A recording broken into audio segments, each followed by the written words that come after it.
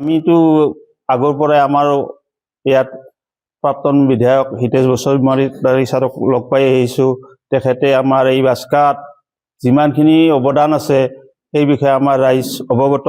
সেয়েহে আগন্তুক 42 নম্বৰ বাস্কা সমষ্টিত আমি হিতেশ বসুমতাৰী ছাৰক বিধায়ক হিচাপে পাবৰ কাৰণে তেখেতক প্ৰাৰ্থী দলে প্ৰক্ষেপ কৰাৰ কাৰণে আমি আহ্বান জনাওঁ।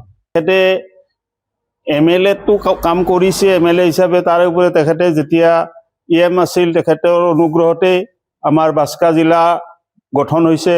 মুছলপুৰত বিভিন্ন আটাইখিনি অনুষ্ঠান তেখেতৰ অনুগ্ৰহতে আমি পোৱা বুলি স্বীকাৰ কৰিব লাগিব। তাৰে উপৰি ৰাস্তা ঘাট এই আমাৰ ওচৰতে এই বৰিমুখত কেইবাটাও শিক্ষা অনুষ্ঠান গঠন হৈ গৈছে। এতিয়া পুনৰবাৰ তেখেতক এই আমি MLA হিচাপে পাবৰ কাৰণে আৰু আমাৰ ৰাইজৰ অভাৱ অভিযোগখিনি পূৰণ কৰাৰ কাৰণে তেখেতক এটা সুবিধা দিয়াৰ কাৰণে আমি ভাবোঁ। আৰু তেখেতৰ এইটো ধৰণৰ ৰাইজৰ প্ৰতি কাম কৰা আগৰ পৰা এটা হেঁপাহ আছে আৰু ভৱিষ্যতেও কৰিব বুলি মই আশাবাদী। আৰু হয়, তেখেতে প্ৰাৰ্থী হ'লে আমি আনন্দিত হ'ম।